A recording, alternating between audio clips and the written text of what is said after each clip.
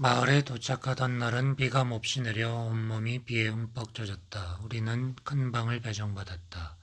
안락했으며 거실로 쓰기로 했다. 그 방은 기분 좋을 만큼 따뜻했다.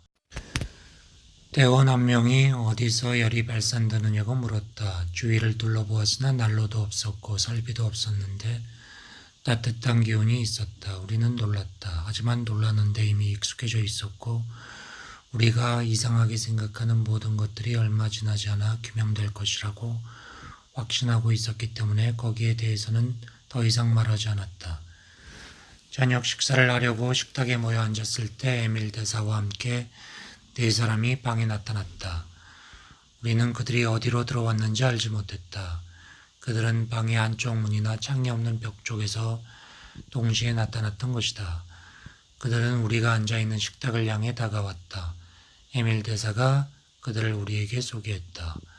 그런 다음 그들은 자기 집에 온 것처럼 편안한 자세로 자리에 앉았다. 이상한 일이 생겼다. 우리가 깨닫기도 전에 음식이 식탁 위에 차려져 있었던 것이다. 고기는 없었다. 여러분이 느끼는 따뜻함은 우리 모두가 사용할 수 있는 어떤 힘에서 오는 것입니다. 이 힘은 여러분이 사용하는 그 어떤 기계적인 힘보다 고차원적이고 강하지만 분명히 사람이 사용할 수 있는 힘입니다. 우리는 이 힘을 이용하여 빛이나 열이나 힘을 발산시킬 수 있으며 기계를 움직이게 할 수도 있습니다. 우리는 이 힘을 우주력, 보편세계의 힘, Universal Force라고 부릅니다. 여러분이 만약 이 힘이 존재하는 차원에 도달해서 사용하게 된다면 이 힘을 영구운동, Perpetual Motion이라고 부를지도 모릅니다. 우리는 이 힘을 보편세계의 힘, 하나님의 힘이라고 부르는데 이 힘은 아버지께서 그의 자녀들이 쓸 수 있도록 제공해 주시는 것입니다.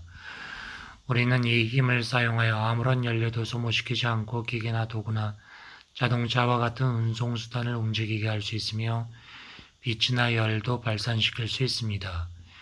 이 힘은 어디에나 존재하고 있어서 누구나 사용할 수 있으며 이 힘을 사용하는 데는 돈이 들지 않습니다. 대원 한 명이 우리가 먹은 음식도 그 힘으로 만들어낸 것이냐고 물었다. 그러자 지금까지 빵과 식량을 보편세계로부터 제공받아 온 것처럼 우리가 먹은 음식도 그 세계에서 온 것이라고 말했다. 에밀 대사 일행은 우리를 자기들의 집으로 초청했다. 그들이 살고 있는 마을은 약 320km 떨어진 곳에 있는데 우리는 거기서 에밀 대사의 어머니도 만날 수 있을 것이라는 얘기를 들었다. 저희 어머니는 자신의 육체를 완전하게 변형시켰기 때문에 육체를 가진 채 고차원의 영계에 들어가 가르침을 받을 수 있게 되셨습니다. 저희 어머니가 항상 그 세계에서 사는 것은 최고의 가르침을 받기 위해서 선택하신 것입니다. 어머니는 최고의 가르침을 받으심으로써 우리를 크게 도우실 수 있게 되었습니다. 어머니는 여러분이 천계, Celestial Realm이라고 부르기도 하고 제7천, Seventh Heaven이라고 부르기도 하는 예수가 계신 곳에 도달하였다는 것입니다. 이 말이 신비스럽게 들리겠죠? 이것은 전혀 신비스러운 것이 아닙니다. 천계는 공간상에 존재하는 것이 아니라 모든 신비가 밝혀지는 일종의 의식 상태입니다. 여기 도달하면 육안에서 사라집니다. 그러나 육체를 가지고 나타날 수도 있고 받을 만한 사람을 가르칠 수도 있습니다. 이런 상태에 도달한 사람은 언제든지 육체로 돌아올 수 있으며 자신의 육체를 가지고 어디든지 원하는 곳으로 갈 수 있습니다. 환생을 거치지 않고 땅으로 올 수 있습니다. 우리의 육체는 원래 영적이고 완전한 몸입니다. 우리는 이런 사실을 깨닫고 우리의 육체가 영적인 상태가 되도록 잘 보존하고 완성시켜야 합니다. 이미 육체를 떠나 영계에 들어간 사람도 이제는 이 땅에 다시 태어나 육체를 완성시켜야 한다는 사실을 깨닫고 있습니다. 그날 저녁 헤어지기 전에 우리는 탐사대를 5그룹으로 나누기로 했다. 그리고 불쑥 나타나 함께 저녁 식사를 한 에밀을 포함한 5대사에게 각 그룹을 인도해 줄 것을 부탁했다. 그렇게 하면 좀 더 넓은 범위를 조사할 수 있어서 훨씬 더 생산적일 뿐만 아니라 불가시 차원에서의 공간이동이나 멀리서 떨어져 있는 사람 사이에 상념을 통한 의사 전달 같은 것을 확인할 수 있을 것이라고 생각했다. 각 그룹은 2명 이상의 우리 대원과 1명의 인도자로 구성되었다. 우리는 다음날 상세하게 계획을 짰다. 나를 포함한 대원 3명은 에밀 대사와 자스트를 따라가기로 했다. 이튿날 인도자와 짐꾼을 포함한 우리 각 그룹은 서로 다른 방향으로 출발할 준비를 했다. 우리는 일어나는 모든 사건을 자세히 관찰하고 기록하기로 했다. 60일 후에 앞서 말한 320km 떨어진 곳에 있는 에밀 대사의 집에서 만나기로 했다. 우리는 각 그룹의 인도자인 대사들을 통해서 서로 연락을 취하기로 했고 계획대로 매일 밤 연락이 이루어졌다. 대사들은 텔레파시를 통해서 서로 대화하거나 왕래함으로써 이 일을 했다. 대장이나 다른 대원들에게 연락을 취하고 싶을 때에는 전하고자 하는 내용을 대사들에게 부탁하기만 하면 짧은 시간 안에 회답을 받아볼 수 있었다. 우리는 몇 시 몇 분에 이 전가를 보낸다는 발신 시간을 표시해서 자세하게 기록한 전가를 주고받았다. 후에 다시 만나서 주고받은 교신 내용을 확인해 보았을 때 정확히 소식이 오간 것을 알게 되었다. 대사들은 우리의 전가를 전하는 것 외에도 우리 대원들과 대화를 나누기도 했다. 우리들은 서로 다른 지역을 탐사했다. 물론 인도자 대사가 각 그룹과 동행하였다. 인도자 대사들은 때로는 1600km가 넘는 거리를 불가지 차원에서의 공간 이동을 통하여 오가며 각 그룹에서 일어난 일과 탐사의 진행 과정을 알려주었다. 내가 속해 있던 그룹은 히말라야 산록의 고원지대에 있는 작은 마을을 목적지로 정했다. 그 마을은 남서쪽으로 약 130km 지점에 있었다. 우리는 그 여행을 위해서 아무런 식량도 준비하지 않았지만 항상 충분한 음식을 제공받았다. 우리는 출발한 지 닷새째 되는 날 오후에 목적지에 도착하였다. 브랑민 대표는 우리를 기쁘게 맞아주었고 편안한 숙소를 제공해 주었다. 마을 사람들은 에밀과 자스트를 극진히 모셨다. 에밀 대사는 이 마을을 한 번도 방문한 일이 없었으나 자스트는 있었다. 히말라야 산맥의 몇몇 오지에는 서린들이 살고 있는데 자스트는 그 서린들에게 사로잡힌 마을 사람 3명을 구해달라는 요청을 받고 이 마을에 처음 방문했었다는 것이다. 이번 방문도 비슷한 요청을 받고 이루어진 것이며 마을을 떠나 움직일 수 없는 중환자를 치료해달라는 부탁도 있었다. 서린이라는 사람들은 버림받거나 추방당한 후에 히말라야 산맥에 얼음이 뒤덮인 지역으로 들어가 산속 요새에서 모든 문명을 등지고 살면서 종족을 형성하기에 이른 자들이라고 한다. 그들은 매우 사납고 호전적이어서 사람들을 사로잡아서 괴롭히는 일이 있다고 한다. 우리가 그 마을에 도착했을 당시에도 마을 사람 4명이 사로잡혀 있는 상황이었다. 마을 사람들은 자스트에게 사람을 보내 도움을 청했으며 그래서 자스트는 서린들에게 사로잡힌 사람들을 구출하기 위해 에밀 대사를 모시고 이 마을에 왔던 것이다. 우리는 말로만 듣던 서린을 볼 수 있을 것이라는 기대에 부풀어 흥분하지 않을 수 없었다. 구조대가 조직되면 우리도 거기 끼일 수 있을 것이라고 생각했다. 그러나 에밀 대사가 자기와 자스트 2사람만이 사로잡힌 마을 사람들을 구출하기 위해 떠날 것이라고 말했을 때 희망은 물거품이 되었다. 에밀 대사와 자스트는 잠시 후에 모습을 감추고 사라졌다가 이틀째 되는 날 저녁에 서린들에게 잡혀있던 사람들을 데리고 돌아왔다. 돌아온 사람들은 자기들을 사로잡았던 기괴한 사람들과 자기들이 겪은 무시무시한 경험을 들려주었다. 서린들은 거의 벌거벗은 채 살아가고 있지만 야생동물처럼 온몸이 털로 뒤덮여 있어서 혹한해도 견딜 수 있다. 그들은 자기들이 거주하고 있는 지역에 살고 있는 야생동물을 뛰어서 사로잡을 수 있을 만큼 빠르다. 이 거친 사람들은 에밀 대사와 자스트를 태양에서 오신 분들이라고 불렀으며 이들 2 대사가 포로를 구출하기 위해서 자기들에게 들어와도 저항하지 않았다. 그런데 2 대사가 그들에게 접근해 보려고 여러 차례 시도했을 때는 그들이 두려워했기 때문에 허사로 돌아가고 말았다.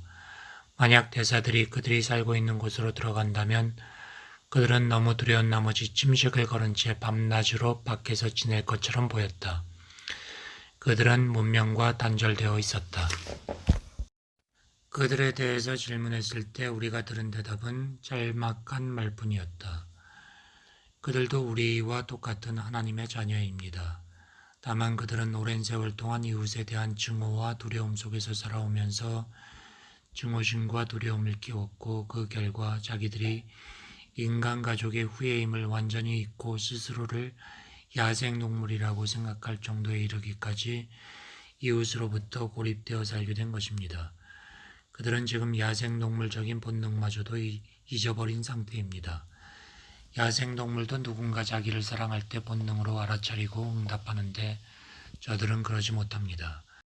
우리가 말할 수 있는 것은 사람은 누구나 자기가 마음으로 바라는 것을 산출하며 하나님과 인간으로부터 고립되는 것은 누군가가 억지로 그렇게 만드는 것이 아니라 자기 스스로의 결정에 따라 그렇게 되는 것이라는 것뿐입니다.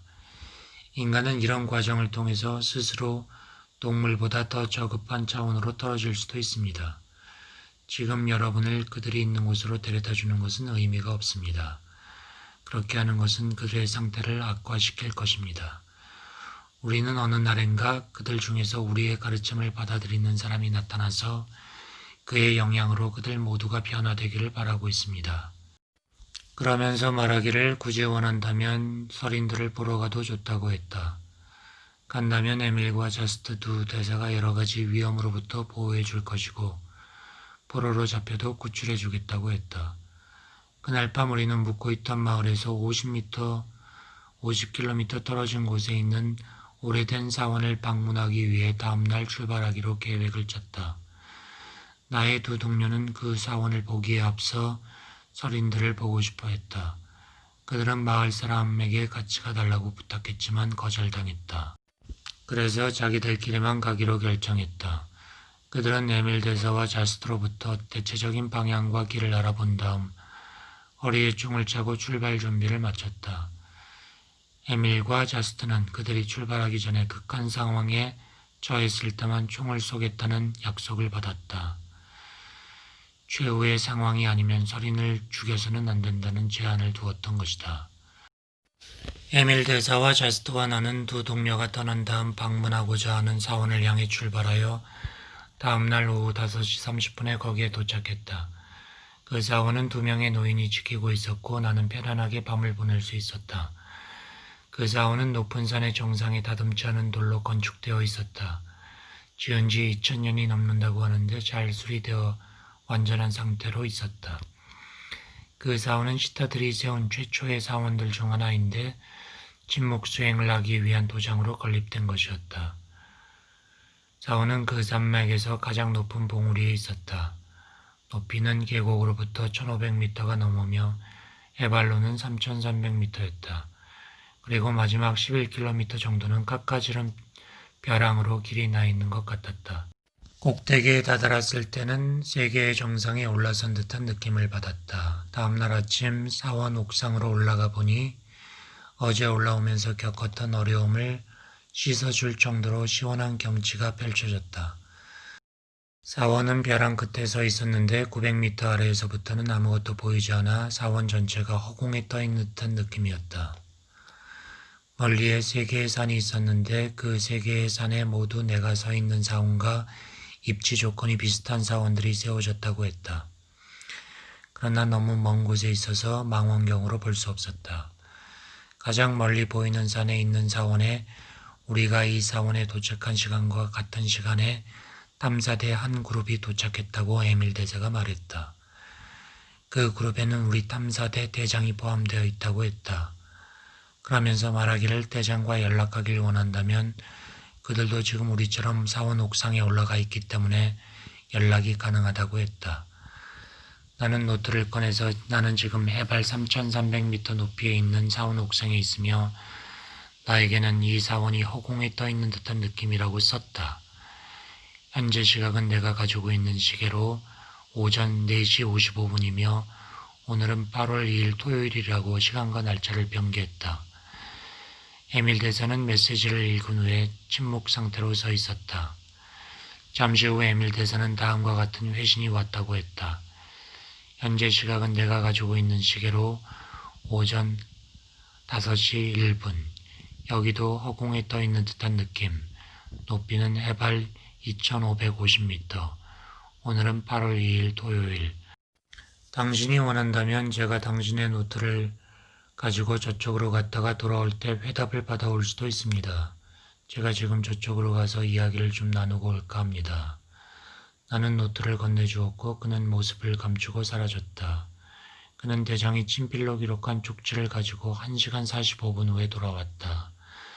그 쪽지 내용은 이러했다.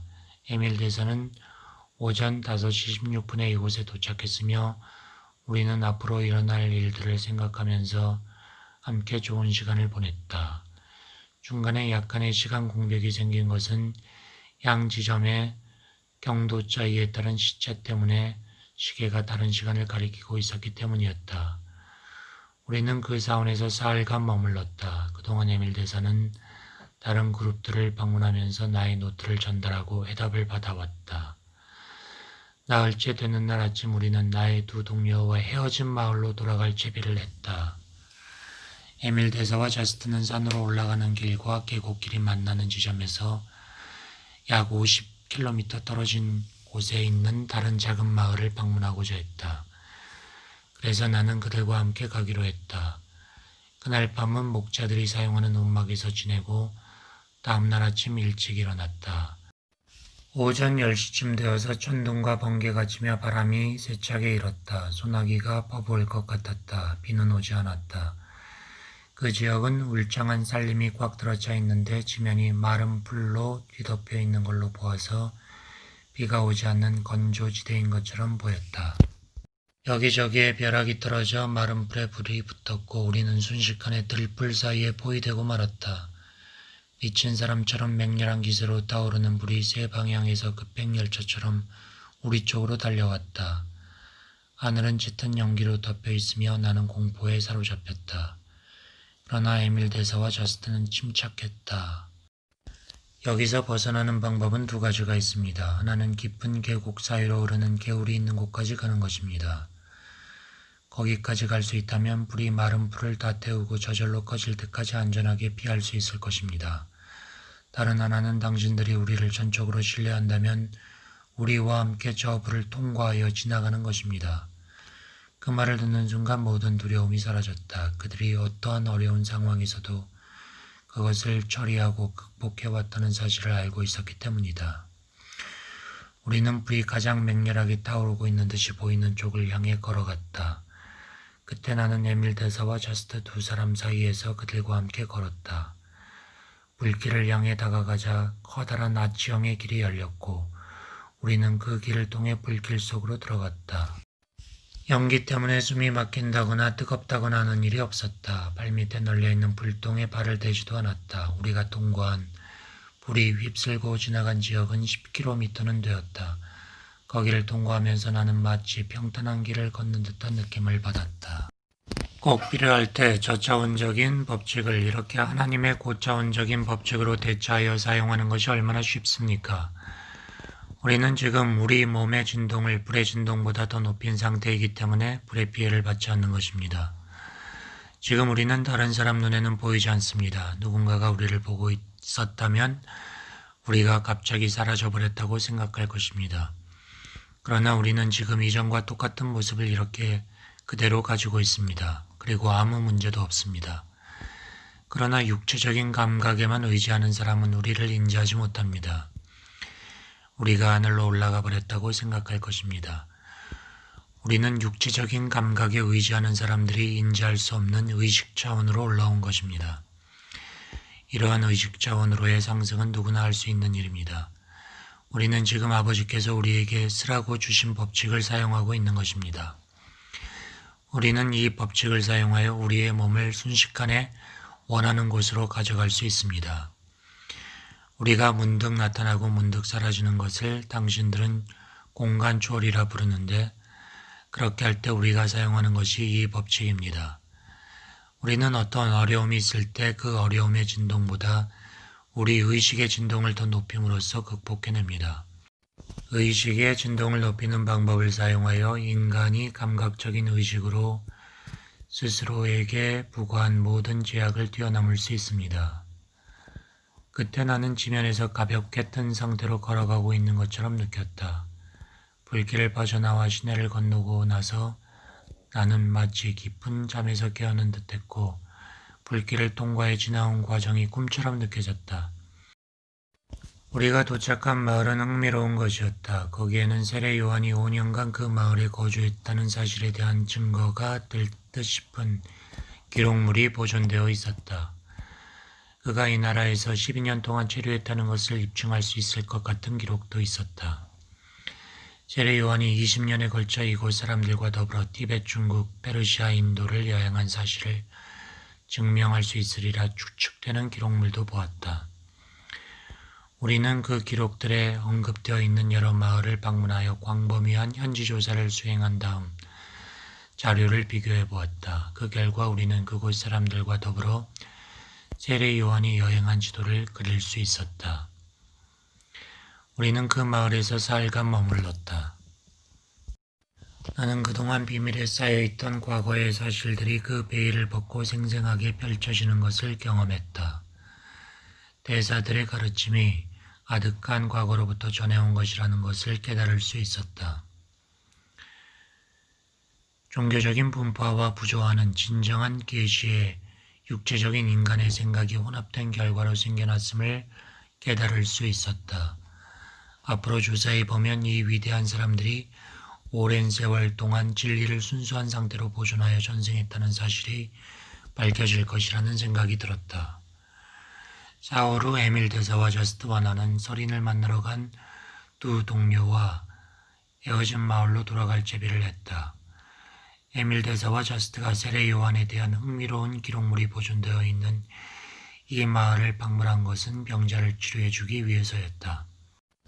마을에 도착해보니 헤어졌던 두 동료가 우리를 기다리고 있었다. 서린을 보고자 했던 그들의 목적은 숲으로 돌아가 버렸다고 했다. 닷새 동안 서린을 찾아 헤매다가 실증이 나서 포기하고 오는 중에 얼핏 서린을 본 듯했다. 그러나 가보았지만 아무런 흔적도 없었다. 나의 이야기를 들은 동료들도 내가 방문했던 사원을 방문해보고 싶어 했다. 우리가 마을에 돌아왔을 때 그 일대에 살고 있는 병자들이 치료를 받기 위해 모여들었다.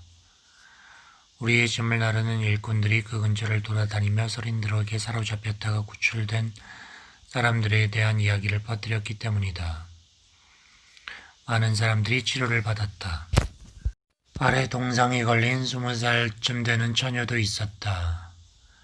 소경 2명이 시력을 회복했다.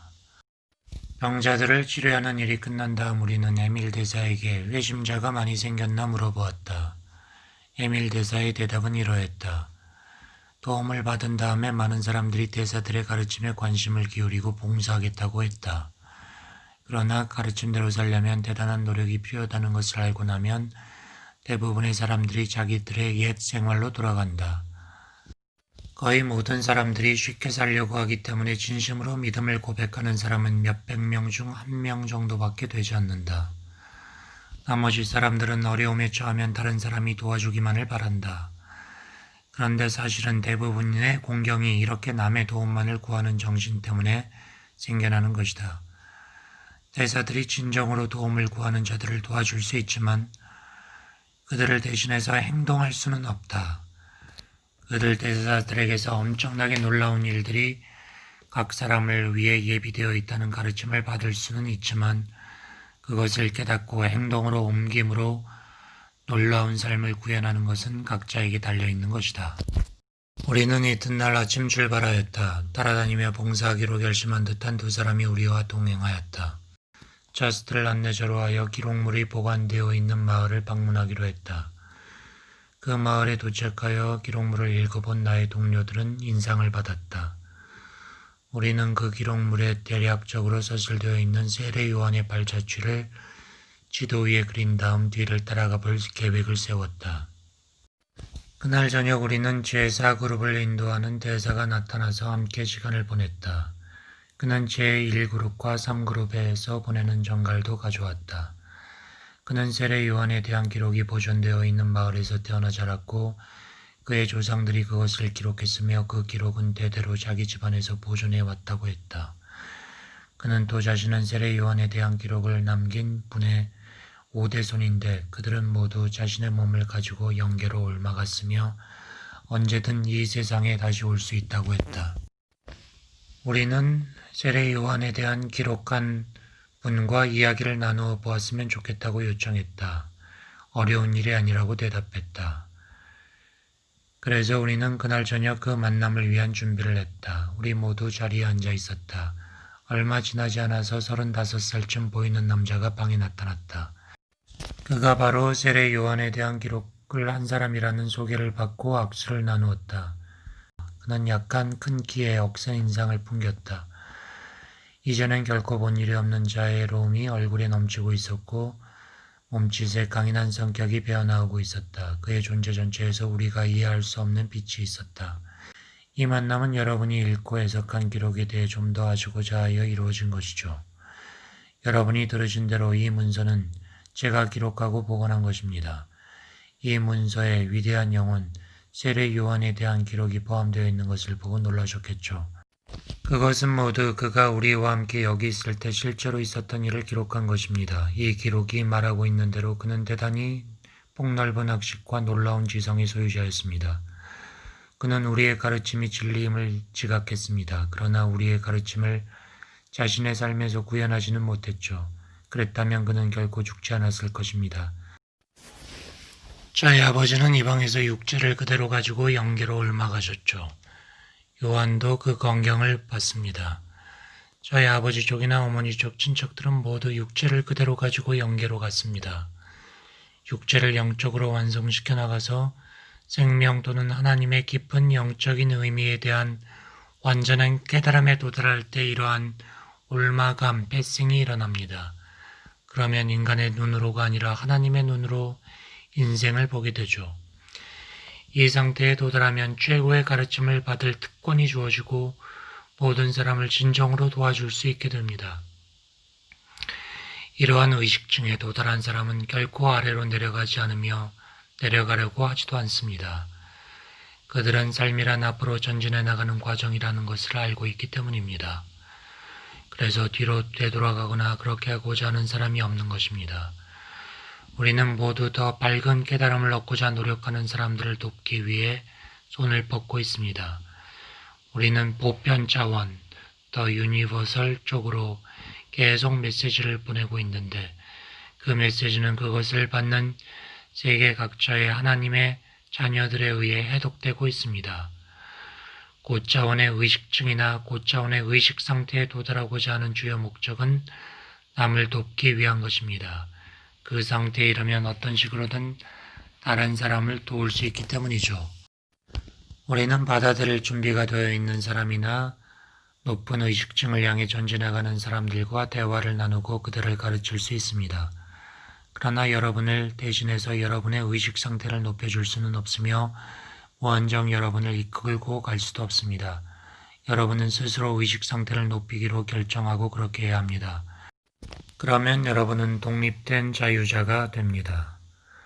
예수처럼 높은 의식층에 도달하여 썩어질 육체를 파괴되지 않는 영적인 몸으로 변화시키고 그 상태에 머물게 될 때 우리는 우리가 받은 것을 수많은 사람들에게 나누어주며 그들과 교통할 수 있습니다. 다른 사람들도 우리가 성취한 것을 성취할 수 있다는 것을 알게 되고 삶에서 일어나는 모든 문제를 풀 수 있을 것입니다. 그러면 어렵게 보이던 문제와 신비스럽게 보이던 현상들이 자명한 사실로 드러납니다. 저는 여러분이 매일 만나는 사람들과 다르지 않습니다. 저는 여러분과 똑같은 사람입니다. 우리가 그에게 당신에게는 우리보다 훨씬 더 신비한 무엇이 있다고 생각한다고 말하자 그가 대답했다. 여러분의 생각은 육체적인 것과 영적인 것을 구분하고 비교하는 데서 비롯된 것입니다. 다른 사람을 볼 때 그에게 내재되어 있는 신성만을 바라보고 육체적이다 영적이다 하는 식의 비교를 하지 않는다면 모든 사람이 저처럼 보일 것입니다. 다른 사람의 얼굴에서 그리스도의 모습을 찾아내고자 하면 모든 사람에게서 신성인 그리스도가 나타날 것입니다. 우리는 어떠한 비교도 하지 않습니다. 우리는 다른 사람을 볼 때 항상 그리스도만을 봅니다. 이것이 우리가 여러분과 다른 점입니다. 여러분은 다른 사람의 불완전함을 보지만 우리는 완전함을 봅니다.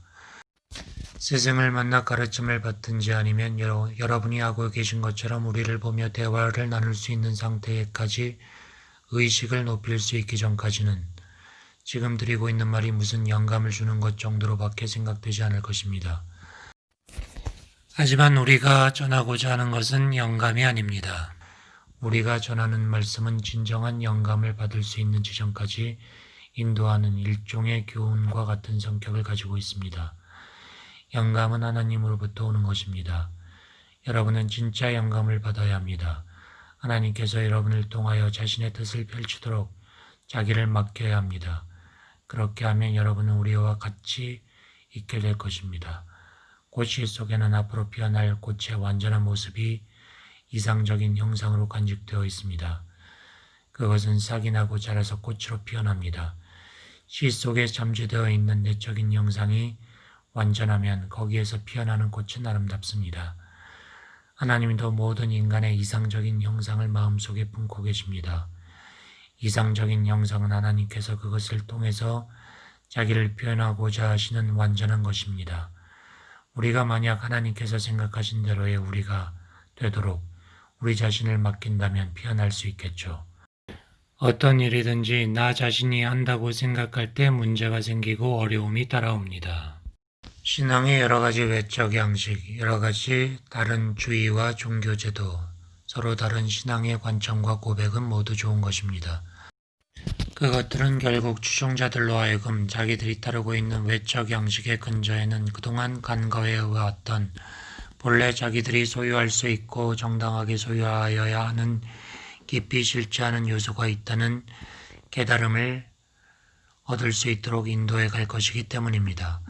우리는 인간을 몰아가서 종국에는 만물의 주인임을 깨닫는 데까지 이르게 하는 것이 바로 종교의 외적 양식이라고 생각합니다. 원래 소유할 수 있었지만 지금은 소유하지 못한 소유할 그 무언가가 있다는 것을 알게 되면 그것을 소유하게 될 때까지 자극을 받게 될 것입니다. 만물은 이상을 추구하는 이러한 자극을 통하여 발전됩니다. 이상은 먼저 하나님에게서 나와 인간의 의식 속에 각인됩니다. 전진해 가고자 하는 뜻을 가지고 있는 사람은 자기 앞에 성취해야 할 그 무엇이 있다는 것을 압니다. 그런데 통상적으로는 여기에서 실패합니다. 성취해야 할 그 무엇이 하나님의 뜻이라는 사실을 깨닫지 못하고 자신의 이상인 것처럼 착각하는 것입니다. 그런 착각에 빠지게 되면 자기를 통해 하나님의 뜻이 펼쳐져서 하나님의 완전한 이상이 성취되도록 자기를 맡기는 대신 자기 방법대로 이를 추구해 나가게 됩니다. 그 결과 완전하게 나타나야 할 것이 불완전하게 나타나고 마는 것이죠.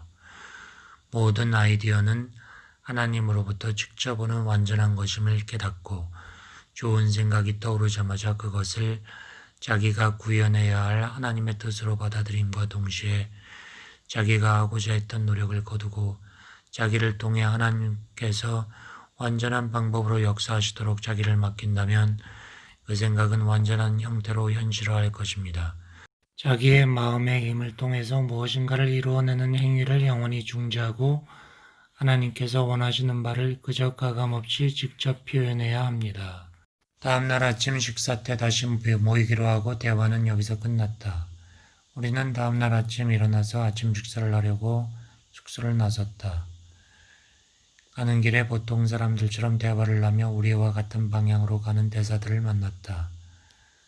그들은 우리에게 인사했고 우리는 그들에게 당신들이 보통 사람처럼 행동하는 것에 놀랐다고 말했다. 우리도 여러분과 같은 인간입니다. 여러분은 왜 우리를 계속 별난 사람처럼 생각하십니까? 우리는 하나님께서 주신 능력을 여러분보다 많이 발전시켰을 뿐 다르지 않은 인간입니다. 그러면 여러분이 행사하시는 일을 우리는 왜 하지 못하는 것입니까? 우리가 만나는 모든 사람들은 왜 우리와 같은 삶을 살지 않고 우리처럼 행동하지 않는 것일까요? 우리는 우리 삶의 방식을 다른 사람에게 강요할 수도 없고 강요하는 것을 원치도 않습니다. 모든 사람에게는 자기가 살고 싶은 방식대로 살아갈 자유가 있습니다. 우리는 우리가 애써 발견한 매우 만족스러우면서도 쉽고 단순한 삶의 방식을 보여주고자 노력할 따름입니다. 우리는 식당에 들어가 자리를 잡았고 이런저런 일상적 대화가 오고 갔다.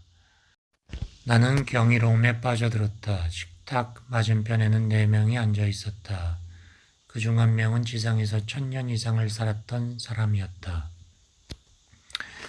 그는 자기의 몸을 완성시켰기 때문에 어디든 나타날 수 있었다. 그는 35살 청년의 기력과 젊음을 가지고 있었는데 2000년 동안이나 그런 상태를 유지했다. 그 옆에는 그의 5대손이 있었다. 세상에 태어난 지 700년이 넘는 사람인데 40살 정도로 보였다. 에밀 대사도 있었다. 그도 500년 이상을 산 사람인데 60살 정도로밖에 보이지 않았다. 40살 정도로 보이는 자스트도 있었다. 그들은 형제처럼 친밀하게 이야기를 주고받았다. 우월감을 나타내 보이지 않았다. 그들의 말은 단순했지만 논리를 갖추고 있었다. 식사를 마치고 자리에서 일어나면서 우리 대원 중 한 명이 음식값을 지불하려고 했다. 에밀 대사가 말했다. 여기서 여러분은 우리의 손님이지 않습니까? 계산은 제가 해야죠. 하고 여자 종업원에게 손을 내밀었다. 빈손을 내미는 것 같았지만 음식값이 그의 손에 있었다. 우리는 그들에게는 돈이 없었고 빌린 적도 없다는 것을 알고 있었다. 음식이나 옷과 마찬가지로 필요할 때는 돈도 보편 차원의 실제 세계로부터 끌어내오는 것이었다. 식당에서 나오자 제5구를 인도하는 대사가 이제는 그만 돌아가야겠다고 하면서 악수를 나누고 사라졌다. 우리는 그날 에밀 대사와 자스트와 요한에 대한 기록을 남긴 대사와 함께 그 마을 여기저기를 돌아다녔다. 요한에 대한 기록을 남긴 대사는 요한이 그 마을에서 12년 동안 취재할 당시에 있었던 여러 가지 일들을 이야기했다. 우리는 마치 아득한 과거로 돌아가 신화적 인물로 보이던 위대한 영혼인 세례 요한이 우리 앞에 나타나 이야기를 나누는 듯한 착각에 빠졌다. 그날 이후 세례 요한은 나의 삶에서 살아있는 인물이 되었다. 우리는 돌아다니며 역사상 흥미있는 사건들에 대한 이야기를 바로 그 사건들이 있었던 장소에서 들었다. 어두워지기 직전에 마을로 돌아왔다. 우리는 온몸이 축 처질 정도로 지쳐 있었다. 우리와 줄곧 동행한 3명의 대사들에게서는 피곤한 모습이 없었다. 우리는 먼지를 뒤집어 썼고 땀에 절어 있었다. 그러나 그들의 옷은 아침에 나갈 때 그대로 깨끗했고 기분도 상쾌한 듯했다. 요한에 대한 기록을 남긴 대사가 말했다. 여러분에게는 우리의 옷이 더러워지지 않는 것이 이상해 보일 것입니다. 그러나 우리에게는 하나님의 어떤 창조물이 자기 자리가 아닌 원하지도 않는 다른 창조물에 달라붙어 있다는 것이 더 이상합니다. 모든 물질은 하나님께서 창조하신 신적인 것이고 신적인 물질이 원치 않는 다른 자리에 놓인다는 것은 있을 수 없는 일이기 때문입니다. 그 순간 우리가 입고 있던 옷이 대사들처럼 깨끗해졌다. 그 변형은 우리 동료 3명에게 동시에 일어났다. 우리에게는 변형이었다. 피곤이 사라지고 상쾌한 기분이었다. 우리는 그날 밤 그들과 함께 여행하면서 안온함 속에서 휴식을 취했다.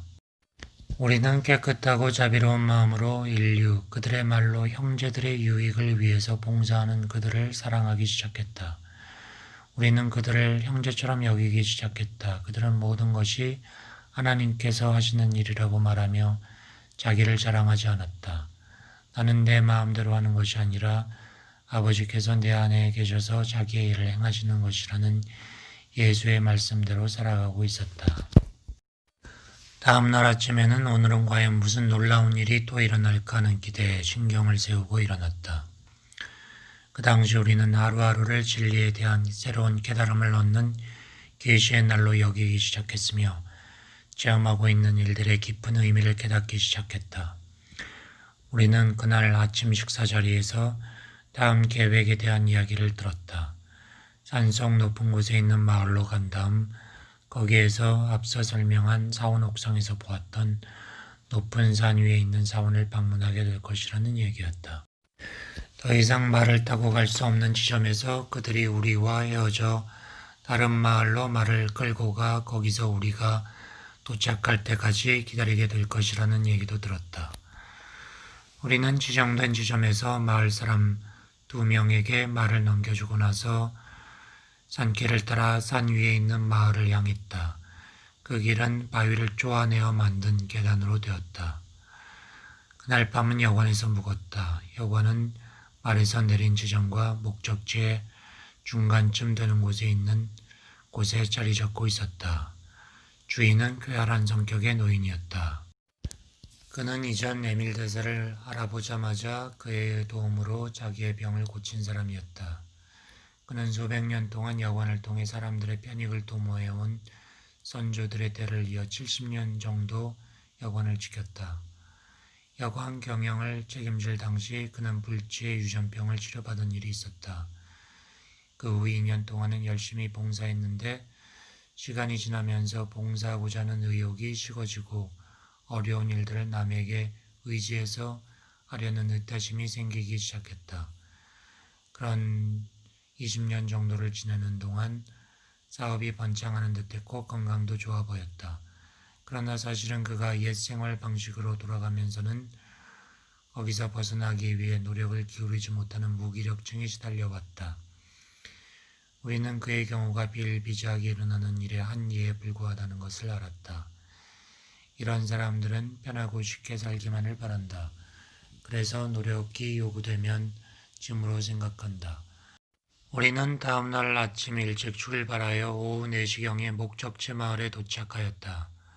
방문하고자 하는 사원은 머리 위로 솟아있는 바위산 꼭대기에 있었다. 바위산은 거의 절벽으로 이루어져 있었기 때문에 밧줄에 매달린 바구니를 타고 올라갈 수밖에 없었다. 바구니는 위에 있는 바위에 고정시킨 나무 대들보에 달아놓은 도르래를 이용하여 오르락 내리락 하게 돼 있었다. 선반 모양의 바위는 절벽에서 상당히 멀리까지 돌출해 있었다. 바구니가 오르내릴 때에는 5에서 15m 정도 흔들렸다. 신호가 가자 위에서 바구니가 내려왔다. 우리는 한 사람씩 바구니를 타고 120m 높이에 있는 선반 모양의 바위 위로 올라갔다. 바위에 올라가서 보니 150m 높이의 절벽이 또 있었고 그 끝에 사원의 벽이 연결되어 있는 것을 볼 수 있었다. 그 절벽도 앞에서 선반 모양의 바위까지 올라올 때 사용한 것과 똑같은 방법으로 올라가도록 되어 있었다. 거기서 나는 또다시 세계의 정상에 있는 듯한 느낌을 받았다.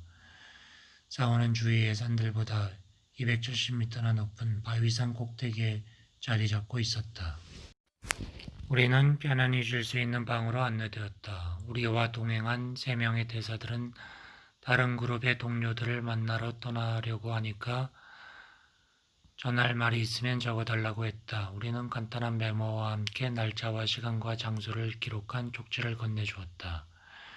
후에 다른 그룹의 대원들을 만났을 때 확인해 본 결과 20분 이내에 그 쪽지를 받아볼 각 그룹에 전달되었다는 것을 알았다. 우리를 수행한 사람들이 정성 들여 차려준 저녁을 먹은 다음 잠자리에 들었다. 체험한 일들이 깊은 감명으로 다가왔던 까닭에 잠을 이루지 못했다. 우리는 2000m 높이의 공중에 있었다. 수행원 몇 사람을 제외하고는 사람의 그림자도 비치지 않았다. 우리 얘기 밖에는 아무 소리도 없었다. 바람도 없는 고요한 밤이었다. 한 동료가 말했다. 사람들이 이런 곳에 명상을 위한 사원을 건립한 것은 이상할 것도 없군요. 정적이 몸에 스며드는 것 같아요. 이곳은 정말 명상하기에 최적의 장소인 것 같군요. 이렇게 말하고 그는 한번 돌아보겠다고 밖으로 나갔다. 그러나 안개가 너무 짙어서 볼 수 없다면서 돌아왔다. 나의 2 동료는 이내 잠이 들었다. 그러나 나는 잠을 잘 수 없었다. 나는 환상에 빠져들었다. 거대한 비출길에서 부채살처럼 퍼져나오는 빛이 나를 비추었다. 나는 넓게 퍼져나가는 빛살의 중앙부 끝에 앉아 있었는데 중앙의 빛살이 가장 밝았다. 퍼져나가는 빛살은 각기 지상의 어떤 지점을 비추었다. 빛이 만물을 비추었고 결국 만물은 하나의 빛 속으로 들어오게 되었다. 그렇게 만물을 비추는 빛살들은 너무나 밝아 투명한 수정처럼 보이는 강렬한 백색으로 빛나는 중앙부에서 퍼져나온 것이었다. 나는 문득 마치 허공에 떠서 이 광경을 보고 있는 듯이 느꼈다. 빗줄기 아래에는 아득한 과거의 망령들이 수가 점점 불어나면서 줄을 지어 정연하게 행진하고 있는 모습이 보였다. 그러다 어느 장소에 도달하자 옆으로 넓게 퍼져나가 빛이 비치는 지역 전체를 뒤덮었다. 그리하여 과거의 망령들이 세상 전체를 뒤덮게 되었다. 그들은 모두 처음에는 백색으로 빛나는 빛의 중심부에서 나온 것처럼 보였다. 그들은 처음에는 하나, 둘, 그 다음엔 넷 하는 식으로 빛의 중심부에서부터 퍼져나와 100개의 부채살이 펼쳐져 있는 모양으로 넓게 확산될 때까지 수가 증가하였다. 그러다가 어느 일정한 지점에 이르러서는 갑자기 넓게 흩어지기 시작하여 각자 자기의 길로 달려가 온 세상을 뒤덮어 버렸다. 그들이 온 세상을 덮어버렸을 때 확산은 끝난 것처럼 보였다. 확산이 끝난 거기에서부터 그들을 실어온 빗줄기의 폭이 점차 좁아지기 시작했다. 마침내는 그들이 처음 출발해 왔던 빛의 중심부에 이르러서는 한 점이 되어버렸다. 이렇게 하여 우주의 한 주기가 완성되었다. 빛의 중심 한 점에서 나온 만물은 자기가 나온 빛의 중심으로 하나하나 돌아갔다. 빛의 중심으로 돌아가기 전에 그들의 모습은 읍사 손잡이를 향하여 부채살이 집중되는 모습이었고, 그렇게 중심을 향하여 모여와서 하나가 된 상태로 태초의 자궁인 빛의 중심으로 들어갔다.